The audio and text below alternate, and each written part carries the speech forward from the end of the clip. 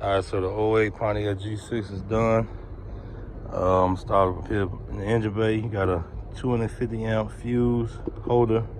0 gauge ran to the battery. 0 gauge going through the car. Going to the back of the car. To a distribution block. Right there. You got, like I said, 0 gauge power, 0 gauge ground. You got a Hifonics 5-channel controlling the mids and highs.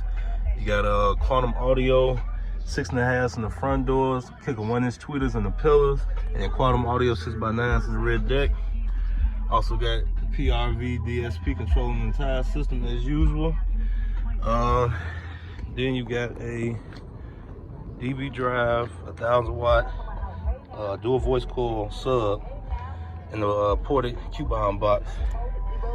Get y'all test in a minute, let y'all see the work. Yes, sir.